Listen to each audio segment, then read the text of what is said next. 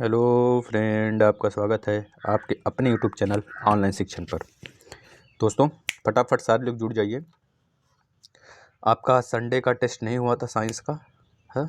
तो हमने सोचा बच्चों का टेस्ट तो नहीं छूटना चाहिए भैया, हमारे साथियों का टेस्ट नहीं छूटना चाहिए, ठीक है? तो आज हम लोग टेस्ट, अगला जो टेस्ट है नंबरिंग आप कर लेंगे। वैसे शायद चौथा संडे संडे जो टेस्ट होता है उसमें चौथा टेस्ट आज है आपका, साइंस का चौथा टेस्ट है।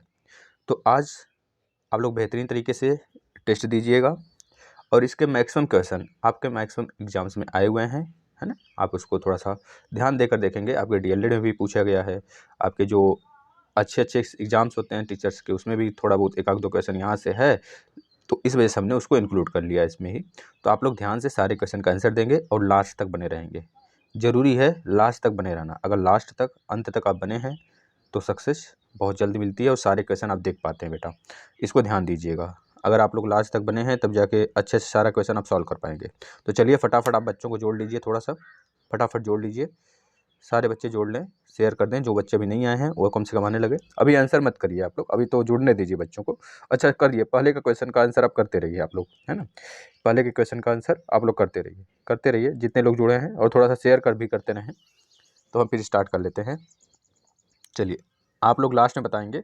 आपका 35 से 40-42 क्वेश्चन है यहाँ पे, तो आप लोग अच्छे से लास्ट तक जुड़े रहेंगे और बताएंगे कितने क्वेश्चन आपका सही हुआ, है ना? चलिए हम लोग स्टार्ट कर लेते हैं बेटा। पहला क्वेश्चन क्या बोल रहा है? एस्टिग्मैटिज्म एक बीमारी है। एस्टिग्मैटिज्म एक बीमारी है, किसकी बीमारी बताइए? कानों की है, आंखों की है, नाक की है, गले की है?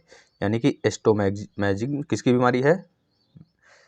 एस्टिग्मैटिज्म बेटा किसकी बीमारी है बताइए फटाफट, सारे बच्चे का आंसर आना चाहिए। हाँ, राइट आंसर इज बी बेटा, राइट आंसर बी हो जाएगा आपका। ये आंखों की बीमारी, इससे ग्लूकोमा होता है, ये भी आंखों की बीमारी होती है ना? जैसे लाइक्राइमल ग्रंथि भी होती है, आंख के नीचे होती है, तो ये सब आपको पता होना चाहिए, है ना? चलिए, जैसे गले में क्या होता है? गले में थायराइड ग्रंथि होती है, ये सब आपको पता होना चाहिए ना? नाक में, नाक की एक हड्डी का नाम फेमस क्या है बताइए? बोमर। बोमर एक नाक की फेमस हड्डी है, जो नाक के दोनों बीच में बिल्कुल बोमर हड्डी होती है, बीच वाली पार्ट को, उसे बोमर बोन्स बोलते हैं, तो आपको पता होना चाहिए। कान की सबसे छोटी हड्डी, कान की तीन लेयर होता है ना, आपको पता है ना? बहिर, मिडल और एक होता है तुम्हारा लास्ट वाला जो पार्ट होता है बेटा, एकदम अंदर वाला पार्ट होता है। तो मिडल में ही 3 हड्डियाँ पाई जाती हैं। आपका तीनों हड्डियों का नाम बता देंगे आप? बताइए कितने बच्चे बता देंगे?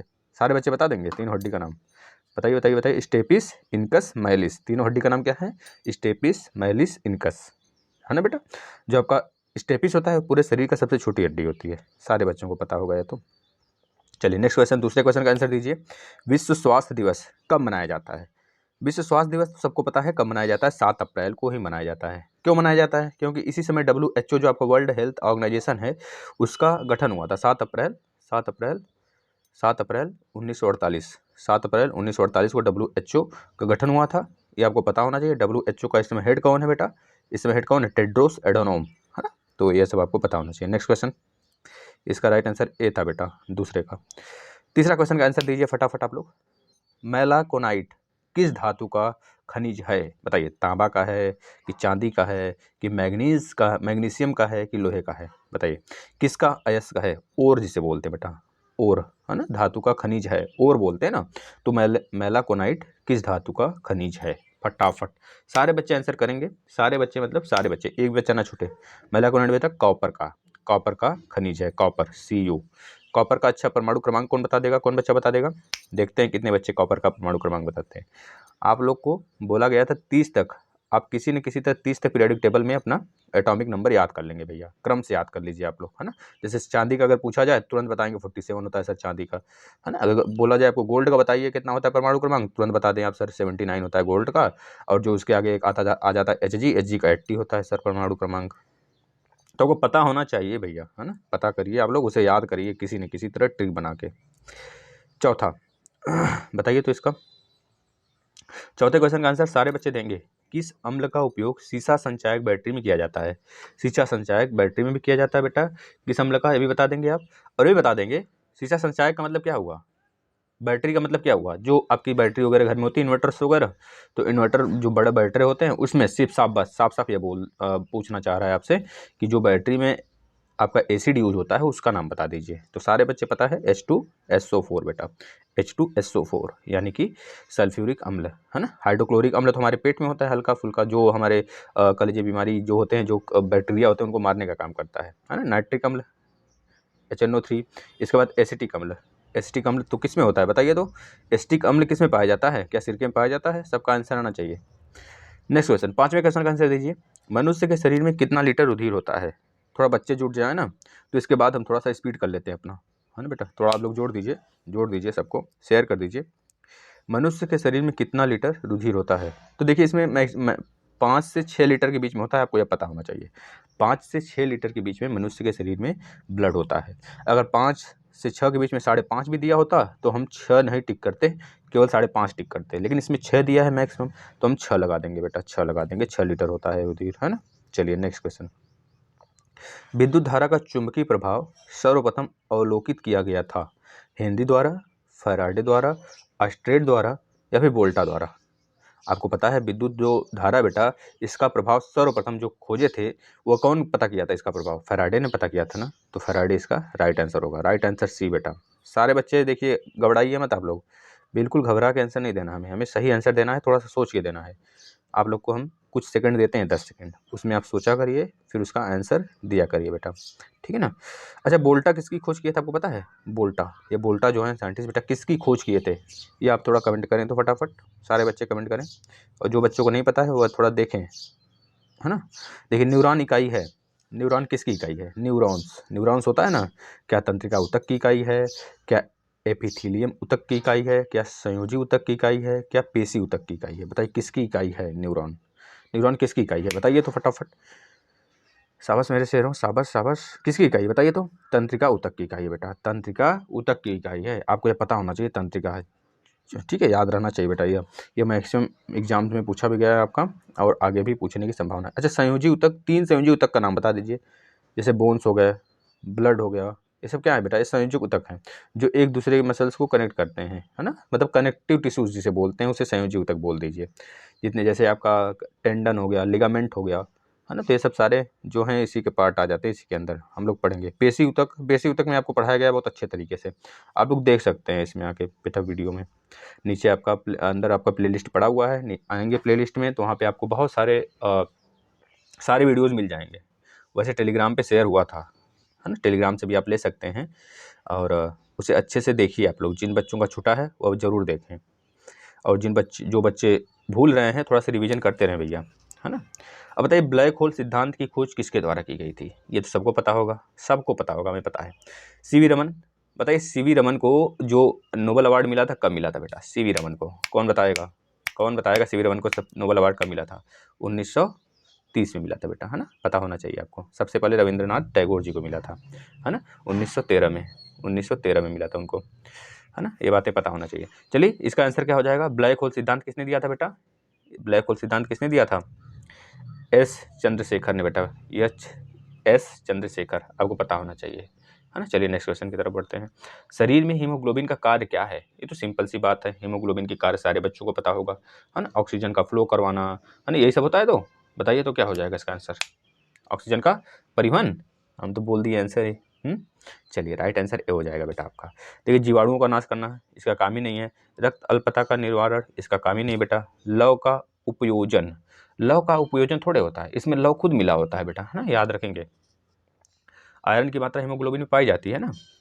नेक्स्ट क्वेश्चन बताइएगा, 10वें नंबर का क्वेश्चन, रेडियोधर्मी तत्व जिसका भारत में विशाल भंडार पाया जाता है। अरे यार ये तो ज्योग्राफी में भी आपको बताए हम लोग, है ना, हम आपको इसको ज्योग्राफी में भी बताए हुए हैं भैया। ज्योग्राफी जो बच्चा देखा होगा खनिज पदार्थ वाला, जो खनिज वाला वीडियो, वो जरूर बता देगा इसका आंसर। बताइए सबसे ज़्यादा पाया जाता है थोरियम, और कहाँ पाया जाता है ये भी बता देंगे। अब राजस्थान में पाया जाता है बेटा, है ना, थोरियम सबसे ज़्यादा राजस्थान में पाया जाता है। बताइए इसका आंसर बताइए। रेडियोधर्मी तत्व जिसका भारत में विशाल भंडार पाया जाता है, तो इसका राइट आंसर बेटा थोरियम है, जो कि राजस्थान में पाया जाता है। सबसे ज़्यादा भारत में यही पाया जाता है, पूरे विश्व में देखें ना, भारत में सबसे ज़्यादा पाया जाता है थोरियम, ठीक है बेटा, ये चीज़ याद रखेंगे। सब रेडियोधर्मी तत्व, यूरेनियम हो गया, यूरेनियम का 92 होता है परमाणु क्रमांक बेटा, है ना, ये सब आपको पता होना चाहिए। चलिए नेक्स्ट देख लेते हैं। किसी मानव आँख की रेटिना पर प्रतिबिंब है, ये बताया गया है बहुत, आपको बिल्कुल भी साइंस में कर लीजिए, इसका फिगर बना के बताया गया भैया, है ना, प्रकाश वाले चैप्टर में। किसी मानव आँख की रेटिना पर प्रतिबिंब कैसा बनता है? वास्तविक सीधा बनता है, वास्तविक सीधा थोड़े बनता है बेटा, है ना। वास्तविक सीधा बनेगा तो हमारे आँख पे कैसे उसकी इमेज आएगी सीधा, है ना। तो आपको पता होना चाहिए वास्तविक एवं उल्टा बनता है। और हमारे आँख के अंदर जो लेंस लगा होता है वो इस तरह का लेंस लगा होता है ना। अब इसका नाम बता दीजिए आप, क्या नाम है इस लेंस का, फटाफट सारे बच्चे बता देंगे। और निकट दृष्टि दोष, दूर दृष्टि दोष निवारण किस लेंस से करते हैं, निकट किससे निवारण करते हैं और दूर किससे निवारण करते हैं, है ना, किस लेंस से, बताइए। तो इसका आंसर सबका आना चाहिए वीडियो खत्म होते ही।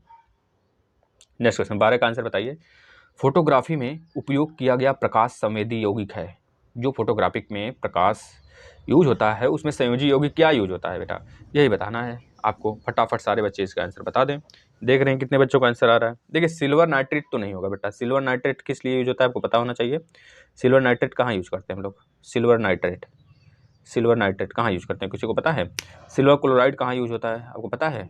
सिल्वर ब्रोमाइड, यहाँ पे क्या यूज होता है बेटा, सिल्वर ब्रोमाइड यूज होता है, सिल्वर ब्रोमाइड यूज होता है बेटा। जैसे आप जब कभी ओट देने जाते हो, ओट देने जब जाते हो तो उसमें क्या यूज होता है, क्या सिल्वर नाइट्रेट यूज होता है, बताइए। जब आप ओट करने जाते हो तो आपके जो उंगली पे निशान लगाया जाता है वो किससे लगाया जाता है, सिल्वर नाइट्रेट से लगाया जाता है कि सिल्वर क्लोराइड से लगाया जाता है। आपको थोड़ा सा हिंट कर दिए, अब इन दोनों में से आंसर बताइए किससे लगाया जाता है ना। कि नाइट्रिक एसिड होता है, क्या होता है, 3 ऑप्शन दे दीजिए आपको। चलिए इसका आंसर करिएगा आप लोग लास्ट में, है ना बेटा। चलिए चलिए मेरे साथियों आगे चलते हैं।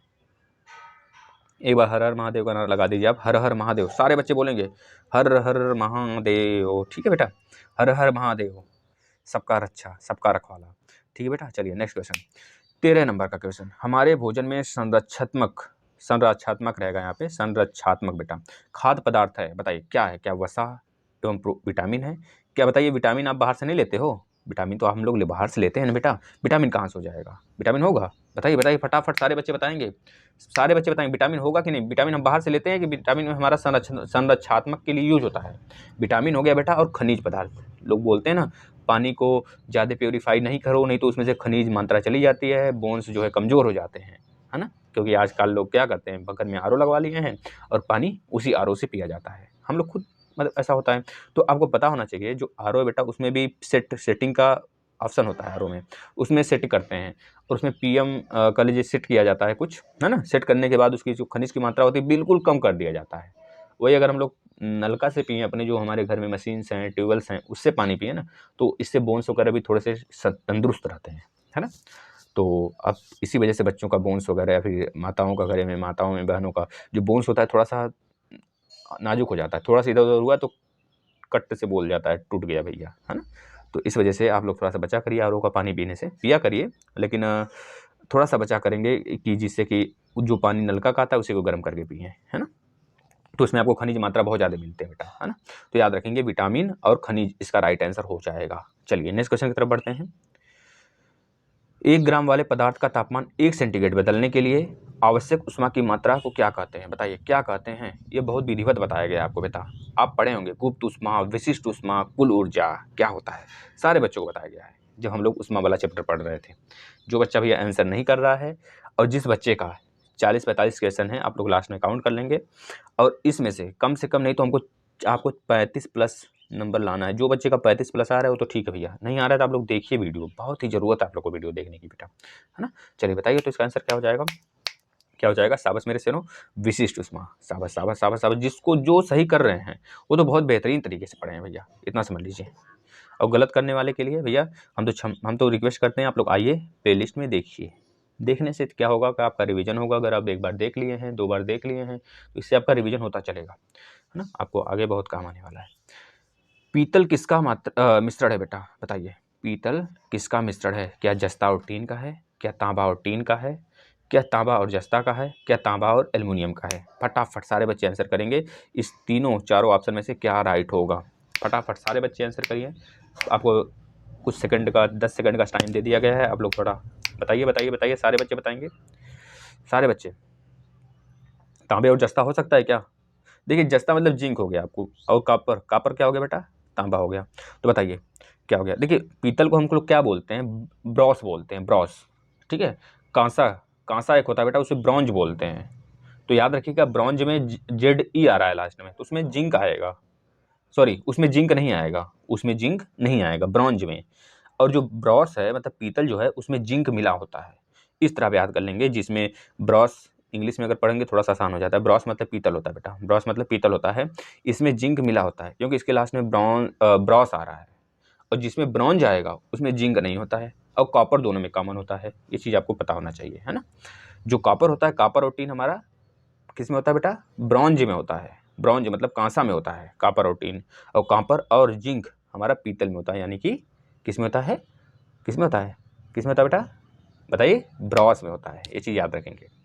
चलिए नेक्स्ट, इसका राइट आंसर सी हो जाएगा बेटा। शाबाश मेरे शेरों। देखिए आ भी नहीं, दूसरा अच्छा है। टांका किसका मिश्रण होता है, टांका, टांका मतलब सोल्जर, जो सोल्डरिंग करते हैं ना, उसमें किसका मिश्रण होता है, क्या सीसा और जस्ता का होता है, सीसा और बिस्मिथ का होता है, सीसा और जस्ता का होता है। देखिए इसमें दो ऑप्शन दे दिया, सीसा और जस्ता, तो फटाफट आप आंसर करेंगे, है ना। तो बताइए बताइए, सारे बच्चे बताएंगे।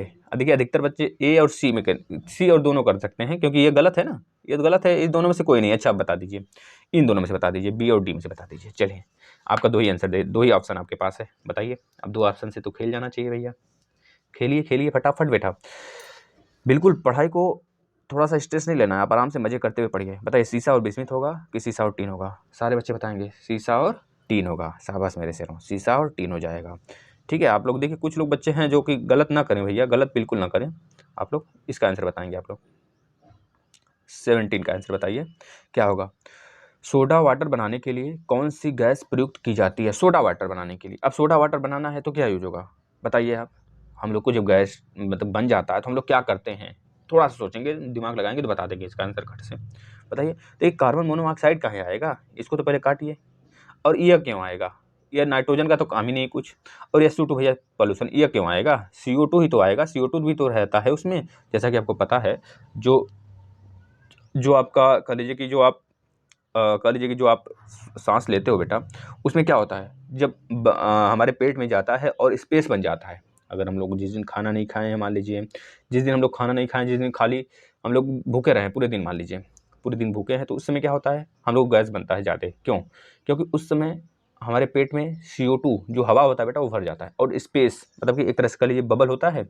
जैसे आप लोग कभी देखे होंगे कि जैसे कि अभी आप लेमिनेशन कराने जाते हैं किसी चीज़ का, तो लेमिनेशन जब कराते हैं तो उसमें देखिए बबल बन जाता है। तो बबल बस उसी तरह पेट में हमारे बबल बन जाता है, उसी को कहते हैं गैस्ट्रिक। गैस्ट्रिक की बीमारी हो गई। जब लोग कुछ खाते हैं तो ढकार आता है, बस वही हवा क्या होता है, बाहर निकलता है ना। बस वही चीज़ है कि सोडा वाटर जब हम लोग पीते हैं तो गैस CO2 के फॉर्म में वही बाहर निकलता है, तो हमको राहत मिलता है, आराम मिलता है ना। आपको पता होना चाहिए। सोडा वाटर कितने लोग यूज करते हैं बताइए। इसका आंसर बताइए भैया 18 नंबर का। वह उपकरण जो विद्युत ऊर्जा को यांत्रिक ऊर्जा में बदलता है क्या कहलाता है, विद्युत ऊर्जा को यांत्रिक ऊर्जा में बदलता है, इसको हम बता देंगे। आप बताएंगे यांत्रिक ऊर्जा को, यानी कि जो आपका मैकेनिकल एनर्जी होता है उसको इलेक्ट्रिकल एनर्जी में कौन सा इंस्ट्रूमेंट बदलता है, उसका नाम आप बता देंगे। इसका आंसर हम बता देते हैं। 18वें का जो राइट आंसर हो जाएगा बेटा विद्युत मोटर। ठीक है, इलेक्ट्रिक मोटर आता है ना, वह क्या काम करता है, विद्युत ऊर्जा को यांत्रिक ऊर्जा में बदल देता है। जैसे कभी देख लीजिए आटे की चक्की हो गई, जो ट्यूबवेल्स हो गए, वो सब क्या काम करते हैं, घूमते रहते हैं मैकेनिकल एनर्जी, मतलब इलेक्ट्रिक से घूमते रहते हैं ना। तो वो क्या कर रहा है, इलेक्ट्रिक एनर्जी को ही तो मैकेनिकल में बदल रहा है। ये बात आपको पता होना चाहिए ना बेटा। चलिए नेक्स्ट, गतिज ऊर्जा का अभिव्यंजक, अभिव्यंजक मतलब फार्मूला है, बता दीजिए क्या है, क्या है बेटा। ये तो हमारा, ये किसका है बताएगा कोई, ये किसका है, बताइए बताइए बताइए। स्थितिज ऊर्जा, स्थितिज ऊर्जा का mgh होता है ना। इसका राइट आंसर हाफ mv² बेटा, क्या हो जाएगा, हाफ mv², हाफ mv² द्रव्यमान और आपका यह मोमेंटम है। तो याद रखेंगे गतिज ऊर्जा का क्या हो जाएगा, हाफ mv² बेटा, याद रखेंगे। डी आंसर राइट हो जाएगा। सारे बच्चे सही करेंगे इसका, बताएं हमें इसका आंसर बता दीजिए। बिल्कुल बेहतरीन तरीके से आपको पढ़ाया गया भैया। प्रतिध्वनि किस कारण सुनी जाती है, प्रतिध्वनि किस कारण सुनी जाती है, ध्वनि तरंगों का परावर्तन के कारण, ध्वनि तरंगों के अपवर्तन के कारण, ध्वनि तरंगों के व्यतिकरण के कारण, ध्वनि तरंगों के अनुनाद के कारण।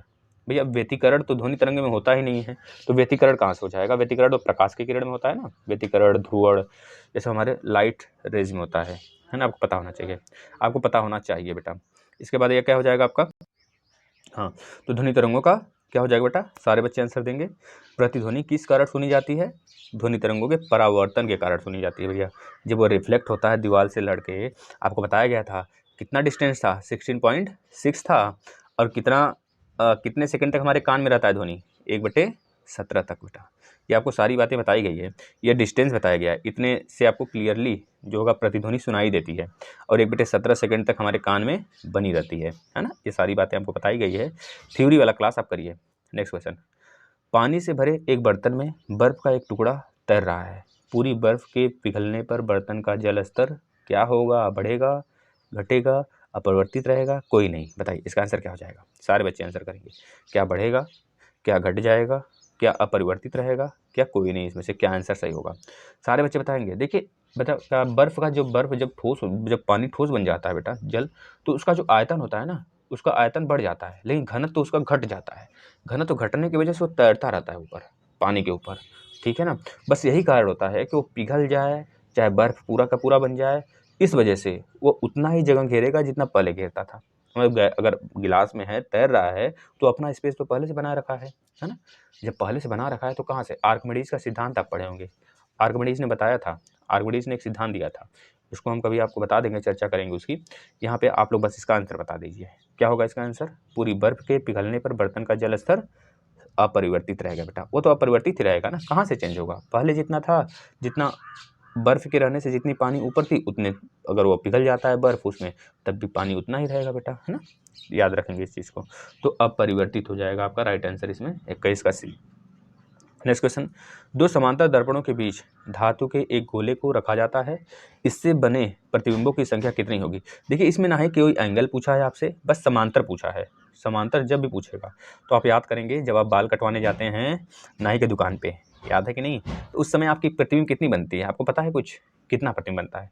आप नीचे देखते चल जाओगे, अनंत प्रतिबिंब बनता है ना। दो समांतर ही तो होते हैं, एक इस तरह लगा होता है, आप बीच में बैठे होते हैं कुर्सी लगा के, चाहे इधर देखिए चाहे इधर देखिए, आपकी इनफाइनाइट प्रतिबिंब बनता है ना। तो इसमें भी क्या हो जाएगा 22 का बेटा? डी हो जाएगा, D D D, right answer D हो जाएगा। नेक्स्ट क्वेश्चन, अच्छा सार्स, सार्स का पहले बात आप फुल फॉर्म बता देंगे। इसमें सार्स का फुल फॉर्म क्या होता है? सारे बच्चे फुल फॉर्म बताएंगे सार्स का। SARS क्या हो जाएगा बताइए तो? यह बीमारी में, सार्स एक बीमारी बेटा में अक्षर ए निरूपित करता है। बताइए क्या निरूपित करता है? सारे बच्चे बताएंगे। Asthma and anti acute. बताइए क्या क्या निरूपित करता है? तो बता देंगे एक्यूट, ACUTE, एक्यूट निरूपित करता है ना। चलिए नेक्स्ट क्वेश्चन की तरफ चलते हैं। डिप्थीरिया, डिप्थीरिया बीमारी प्रभावित करती है। बताइए डिप्थीरिया एक बीमारी होती है बेटा, वो किसको प्रभावित करती है? आज हमने 2 डिजीज के बारे में देख लिया। एक तो पहला क्वेश्चन देखा था एस्टिग्मेटिज्म, याद कर लेंगे अच्छे से बेटा, क्योंकि ये नए नए नाम होते हैं जो ना, क्वेश्चन इसी जगह से जब बन जाते हैं तो बच्चे सोचते हैं अरे ये तो पढ़े ही नहीं थे, थोड़ा सा हार्ड नेम होते हैं ना, तो बच्चे छोड़ के आ जाते हैं क्वेश्चन को, या फिर गलत करके आ जाते हैं। थोड़ा सा अगर पढ़ लिए होते तो गलत नहीं करते। तो याद रखिएगा डिप्थीरिया बीमारी किसको प्रभावित करती है? क्या अग्नाशय को, क्या आंख को, क्या यकृत को, क्या गला को? बताइए किसको? सारे बच्चे आंसर करेंगे। 24 का राइट आंसर क्या हो जाएगा बेटा? आपका गला हो जाएगा। गले को परेशान करता है डिप्थीरिया, है ना। ग्लूकोमा तो आंख के लिए होता है। नेक्स्ट, सरल यांत्रिक लाभ वाले लीवर में होता है। सरल, जो आपका सरल होता है ना, जो हम सरल मशीन घर में जैसे कि चाकू हो गया, कैंची हो गया, ये सब यूज करते हैं ना, या आप पढ़े होंगे भैया सेकंड से में, इसमें आ गया है तो आप इसका आंसर दे लेंगे। सारे बच्चे आंसर दे लीजिए इसका। नहीं तो चलिए हम ही बता देते हैं इस क्वेश्चन में। बी इसका राइट आंसर क्या होगा? 25वें का बेटा बी हो जाएगा। प्रयास और फलक्रम के बीच में भार होता है। प्रयास और फलक्रम के बीच में भार आ जाता है, तो सरल यांत्रिक लाभ वाले लीवर में यह आ जाता है। यह बात आपको पता होना चाहिए। नेक्स्ट, जब लिफ्ट ऊपर की ओर जाती है बेटा, हम बताए थे इसको आपको त्वरण वाले में, जब आपको पढ़ा रहे थे हम त्वरण वाला फोर्स में, तो उस चीज़ को आपको बताया गया था ना। चलिए बताइए तो इसका आंसर क्या हो जाएगा? जब लिफ्ट ऊपर की ओर जाती है तो आदमी का भार वास्तविक भार से कम होता है। क्यों? क्योंकि बताइए तो, क्या उसका त्वरण ऊपर की ओर होता है, उसका त्वरण नीचे की ओर होता है, सी ऑप्शन में क्या बोला है? उसकी चाल ऊपर की ओर समरूप होती है, डी ऑप्शन में बोला गया है उसकी चाल नीचे की ओर समरूप होती है। बताइए क्या होता है? कौन बच्चा बताएगा? बेटा उसकी चाल क्या होती है? उसकी चाल समरूप होती है, लेकिन ऊपर की ओर होती है कि नीचे की ओर? ये बताइए, हम आपको एक हिंट कर दिए। बताइए तो सारे बच्चे। देखिए जब ऊपर की ओर जाएंगे तभी तो उसका भार बढ़ता है, वास्तविक भार कम होता है, वास्तविक भार से उसका भार कम हो जाता है। लेकिन जब नीचे की ओर आते हैं बेटा, तो उसका भार क्या होता है? वास्तविक भार से बढ़ जाता है ना। क्यों? क्योंकि उसकी चाल ऊपर की ओर समरूप होती है, समरूप होती है ऊपर की ओर क्या होती है बेटा? समरूप होती है उसका भार। याद रखेंगे, इसका राइट आंसर आपका सी हो जाएगा। चलिए नेक्स्ट क्वेश्चन की तरफ चलते हैं। आपको अगर लगा करे कि हम गलत आंसर दे रहे हैं तो आप पूछ सकते हैं बेटा, वैसे हम पूरी क्लियरली के साथ, पूरी श्योरिटी के साथ आपको आंसर बताते हैं, ठीक है ना। आप बिल्कुल कंफ्यूज ना हुआ करें। अब देखिए 27वें नंबर का जो क्वेश्चन का आंसर है, आपको हज़ारों बार बताए होंगे जब हम तरंग वाला चैप्टर पढ़ रहे थे, आपको बहुत बार बताए हैं बेटा, आप इसका आंसर जरूर देंगे। ध्वनि वाला जब चैप्टर हम पढ़ रहे थे तो अच्छे तरीके से, बेहतरीन तरीके से आपको बताया गया है ये सारी चीज़ें। तो बताइए, इसमें ध्वनि का चल रहा है आपका क्लास, अभी 2-3 पार्ट आएंगे, आप लोग घबराइए नहीं, आराम से पढ़ते चलिए। बताइए, निम्न में से कौन से रंग का तरंगदैर्ध्य सबसे अधिक होता है? किसका होता है? सारे बच्चे बताएंगे जिसके दिमाग में विविग्योर वाला फार्मूला क्लियर है। तो तरंगदैर्ध्य हमने चिल्ला चिल्ला के बताया था, जो सबसे कम फैलेगा उसी की तरंगदैर्ध्य ज़्यादा होगी, है ना। तो यही तो बताए थे। तो राइट आंसर इसका क्या हो जाएगा? ए हो जाएगा। चलिए नेक्स्ट, इसका आंसर ए हो गया बेटा। 1 माइक्रोन किसके बराबर होता है? देखिए कितना इजी क्वेश्चन है, लेकिन बच्चे गलत करेंगे क्योंकि पता है हमको, उनको थोड़ा सा मापन वगैरह में दिक्कत होता है ना, दिक्कत होता है ना। जो बच्चे को दिक्कत नहीं है वो थोड़ा सा आगे क्लास देख लेगा, आराम से क्लास देखेगा, पिछला क्लास सारी, उसकी सारी चीज़ें क्लियर हो जाएंगी। तो बताइए 28 का राइट आंसर क्या हो जाएगा? डी बेटा, डी आपका राइट आंसर हो जाएगा। 28 का क्या हो जाएगा बेटा? डी। हम इस पर मार्क कर देते हैं, आप लोग देख लेंगे, ठीक है ना। 29, सभी गैस शून्य आयतन प्राप्त करते हैं जब तापक्रम घटाया जाता है। हमने बताया था आपको, शून्यांक तापक्रम किसे कहते हैं? शून्यांक तापक्रम किसे कहते हैं आपको पता है? जिस भी बच्चे को पता है वही इसका राइट आंसर हो जाएगा। जो शून्यांक तापक्रम होता है क्या होता है? -273 डिग्री सेंटीग्रेड शून्यांक तापक्रम होता है। बताइए, -273 डिग्री सेंटीग्रेड बेटा, क्या हो जाएगा इसका राइट आंसर? सी। देखिए आप लोग बेटा थोड़ा सा ढीले ना पढ़ो, क्योंकि देख रहे हैं बच्चे बहुत कम हो गए। क्यों बच्चे कम हो रहे हैं? बताइए क्यों बच्चे कम हो रहे हैं? बच्चे कम ना हो भैया, आप लोग शेयर करते रहिए। देखिए क्वेश्चन जितना ज़्यादा अटेम्प्ट करेंगे उतनी ज़्यादा आपकी श्योरिटी बन जाएगी कि आप क्वेश्चन को एग्जाम में सही कर पाओ। तो आप लोग बिल्कुल घबराइए नहीं, आपको प्रैक्टिस कराई जाती है भरपूर। एसिड बदलता है, एसिड अम्ल है, और तो अम्ल किसको किस में बदलता है आपको बताना है बेटा। फटाफट सारे बच्चे आंसर करेंगे 30वें नंबर का। 30वें का राइट आंसर ए हो जाएगा। क्या हो जाएगा? ए हो जाएगा बेटा। वो नीले लिटमस को लाल में बदल देता है एसिड, क्योंकि एसिड है। अगर इसी जगह क्षार की बात करता है तो क्षार की बात करता है तो क्या आ जाता है आपका? वो लाल लिटमस को नीले में बदल देता है, क्षार, है ना। ये क्या करता है? एसिड नीले लिटमस को लाल में बदल देता है। तो आपका राइट आंसर क्या हो जाएगा? ए हो जाएगा बेटा। चलिए नेक्स्ट क्वेश्चन की तरफ। चीनी के घोल में तापक्रम बढ़ाने पर चीनी की विलेयता क्या होगी? अब भैया तापक्रम बढ़ रहा है तो आपको पता है, अगर किसी चीज़ को आप ही देखिए, जब किसी चीज़ को उबालते हैं या फिर कोई डिश वगैरह बनाते हैं तो उसमें क्या करते हैं? नमक मिलाते हैं। क्यों नमक मिलाते हैं? क्योंकि उसका थोड़ा सा जल्दी वह हो जाए, जल्दी सब्जी पक जाए, इसीलिए तो बेटा आप उसमें नमक मिलाते हैं, और कर लीजिए मसाले वगैरह मिलाते हैं। सबसे स्वादिष्ट, स्वाद तो अपनी जगह है, स्वाद तो होना ही है। और प्लस लोग जब प्याज वगैरह भूनते हैं तो उसमें थोड़ा सा पहले से क्या करते हैं? नमक मिला देते हैं, जिससे कि जल्दी वह हो जाए, जल्दी वह लाल हो जाए और जल्दी पक जाए। तो बस इसी तरह अगर आपको क्लियर है बातें तो आप इसमें भी बता लोगे। आपको बताए थे हम किस में वो बातें, बताइए तो उष्मा वाले चैप्टर में, है ना। गलनांक क्या होता है, आपको मिश्रण मिलाने से बढ़ता है घटता है, तापक्रम क्या होता है, बढ़ता है कि घटता है, इसमें भी बता दीजिए। तापक्रम, जब हम चीनी की विलेयता बेटा जब मिला के उसे गर्म करेंगे तो उसकी विलेयता क्या होगी? और जल्दी बढ़ेगी ना, और जल्दी हो जाएगी। इसका राइट आंसर। शाबाश मेरे शेरों, आप लोग घबराए ना करें। हम थोड़ा सा अगर बताते हैं कॉन्सेप्ट तो आप सुन लिया करिए, आप ही लोग का फायदा है। कार्बन का शुद्धतम रूप कौन सा है? बहुतों बार बताया गया है। इसका आंसर आप लोग बहुत इजी तरीके से जानते हैं। शुद्धतम रूप क्रिस्टली, अक्रिस्टली। तो जो क्रिस्टली है उसमें भी अगर आपको बोला जाए क्रिस्टली में, क्योंकि क्रिस्टली इसमें एक ही दिख रहा है हमको, क्रिस्टली केवल एक दिख रहा है, हीरा। तो यही इसका शुद्धतम रूप है बेटा, है ना। अच्छा, बक मिलिस्टीन फुलरिन जो आता है बेटा, उसका आप एग्जाम्पल, उसका फॉर्मूला बता देंगे। बक मिलिस्टीन फुलरिन करके आता है ना, जो फुटबॉल की आकार की उसकी साइज होती है, फुलरिन, उसका फार्मूला हम आपको बताए थे। उसका फार्मूला फटाफट सारे बच्चे लिख दें। निम्नांकित में कौन सा तत्व कार्बनिक यौगिक में मौजूद रहता है? अब जाहिर सी बात है, कार्बनिक यौगिक बोल दिया तो आपको पढ़ाए हैं मिथ, मतलब कि एन इन आइन, आपको बताया गया है ना अच्छे तरीके से, बहुत बेहतरीन तरीके से बताया गया बेटा। उसका आपको पूरा कह लीजिए कि फर्स्ट बॉन्ड, मतलब कि सिंगल बॉन्ड, डबल बॉन्ड और ट्रिपल बॉन्ड, आपको बहुत अच्छे तरीके से बताया गया है। आप देखिए उसे। चलिए सारे लोग आएंगे वीडियो में, प्लेलिस्ट में, वीडियो को देखकर रिवीजन अपना करना स्टार्ट कर दीजिए, क्योंकि एग्जाम आपका बहुत पास है। थोड़ा सा अपने भविष्य के लिए देखिए, अब बैक आया जिसका, तो वो समझ जाए भैया उसके लिए बहुत प्रॉब्लम्स क्रिएट होने वाले हैं। बैक तो एकदम नहीं आने देना है, इसीलिए मेहनत किया जाता है आपके लिए। तो आप लोग बैक क्यों आने देते हैं बताइए? इसका राइट आंसर बता दीजिए। निम्नलिखित में से कौन सा तत्व कार्बनिक यौगिक में मौजूद रहता है? तो जाहिर सी बात है, कार्बनिक यौगिक है तो कार्बन ही तो होगा। कार्बन तो हर जगह विद्यमान है भैया, जो चीज़ जल के राख होती है उसमें कार्बन होता है। तो ये चीज़ आप बता देंगे, कार्बन इसका राइट आंसर हो जाएगा। नेक्स्ट, कौन सी गैस का आवरण सूर्य से निकली परावैंगनिक विकिरण को अवशोषित करता है? तो ये तो सिंपल है, ये तो सारे बच्चे बता देंगे, इसमें कोई एक्सप्लेन की जरूरत ही नहीं है। क्या हो जाएगा बेटा? ओजोन। ओजोन ही तो लेयर होता है जो कि अर्थ के बिल्कुल कहा जाता है स्थलीय भाग से लगभग 40 से 50 किलोमीटर के डिस्टेंस पे होता है, समताप मंडल में होता है ना। ये बात आपको बताना चाहिए, मतलब कि स्ट्रेटोस्फेयर में होता है बेटा।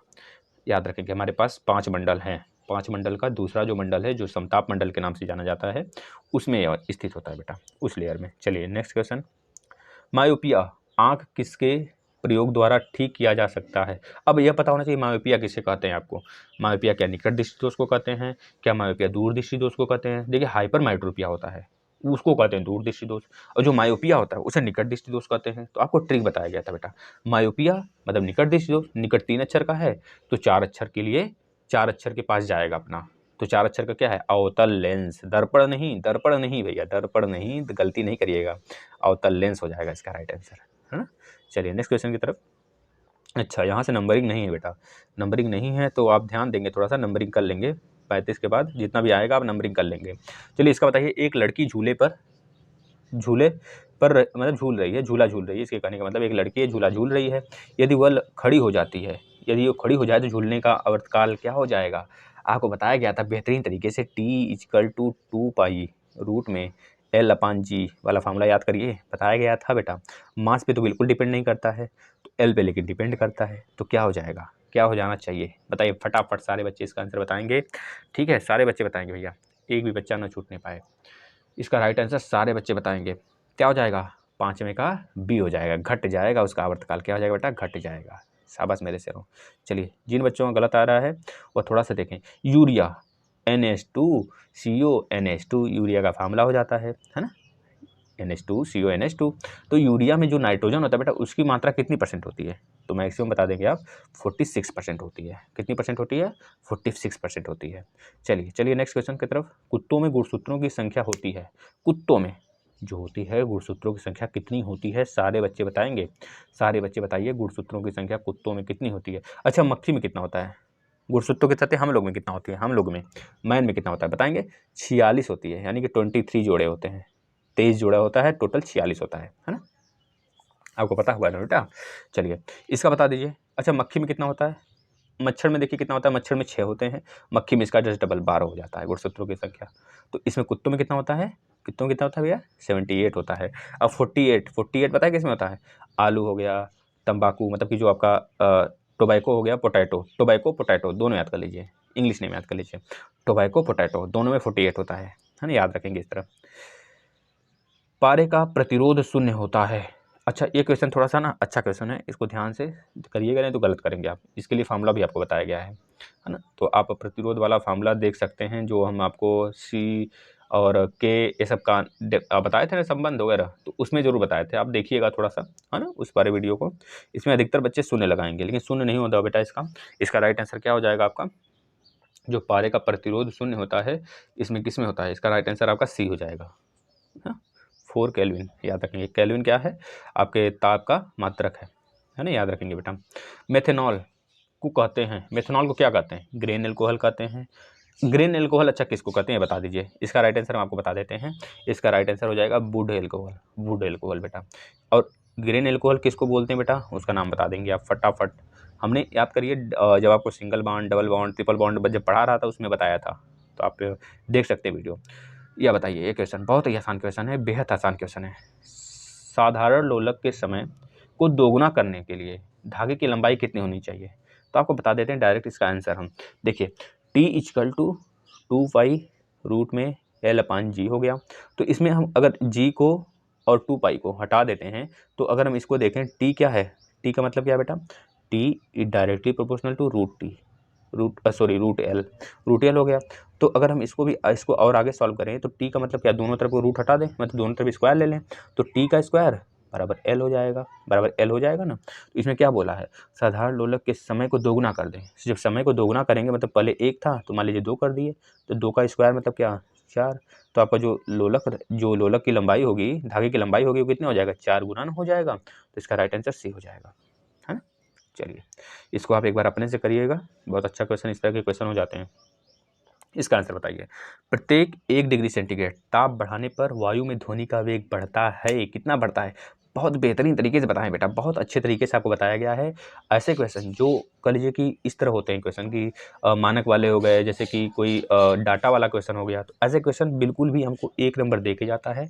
और ऐसे क्वेश्चन को रट लेना ही सावधानी है, क्योंकि पेपर में बिल्कुल खतरा नहीं मोल लेना हमें।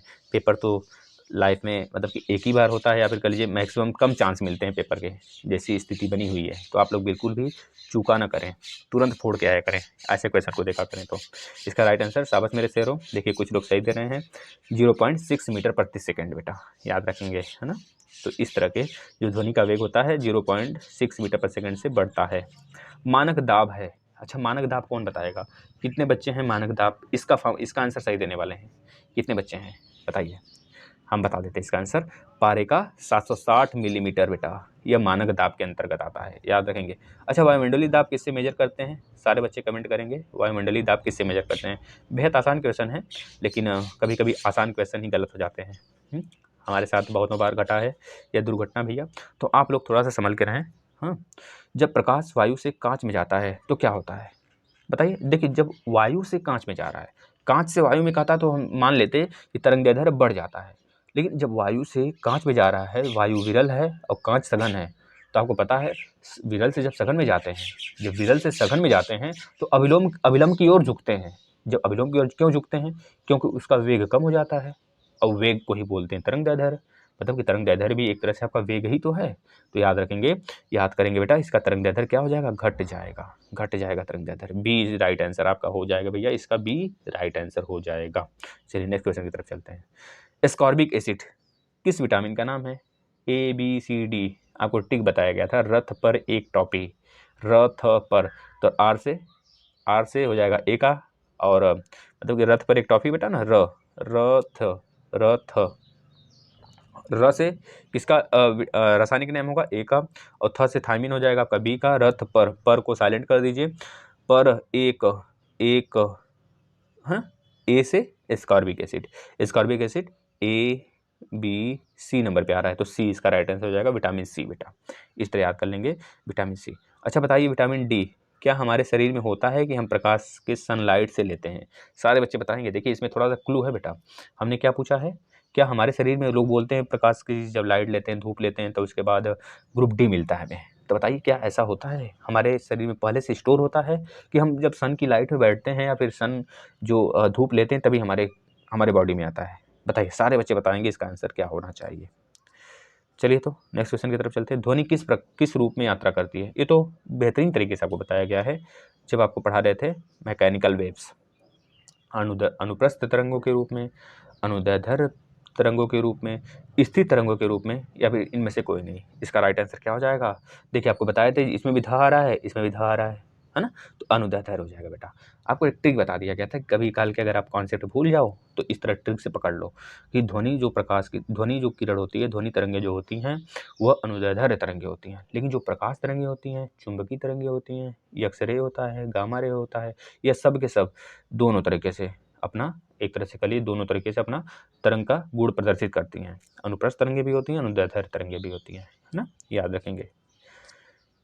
सोनार मुख्यतः उपयोग किया जाता है, सोनार का फुल फॉर्म भी आपको बताया गया था, आप जो बच्चे पढ़े होंगे थ्योरी का क्लास वो जानते होंगे सोनार का, है ना, सोनार का आपको फुल फॉर्म भी बताया गया था। यह समुद्र की गहराई वगैरह मेजर करने के लिए, वैसे तो हम लोग समुद्र की गहराई मेजर करने के लिए फेदोमीटर यूज करते हैं, लेकिन सोनार भी एक यंत्र है जिससे कि हम कोई भी जो ध्वनि तरंगें होती हैं समुद्र के अंदर भेजते हैं, और यह पता करते हैं कि कहाँ पे कौन सा बॉडी है, मतलब कोई चीज़ अगर डूब जाती है, कोई बड़ी बड़ी शिप वगैरह, तो उसके बारे में पता कर लेते हैं कि यहाँ पे यह चीज़, यहाँ पे मतलब कि कोई ऐसा मलबा है समुद्र के अंदर कि उसे निकाल कर फिर चेक किया जा सकता है कि कितने साल का है, कितने पुराना है ना। तो इस तरह बहुत सारे उसमें ध्वनि तरंगे वगैरह भेज कर पता किया जाता है। तो आप बता देंगे सिर्फ इसका समुद्री यात्रियों के द्वारा यूज होता है बेटा, समुद्री यात्री जो होते हैं सोनार का यूज करते हैं, याद रखेंगे।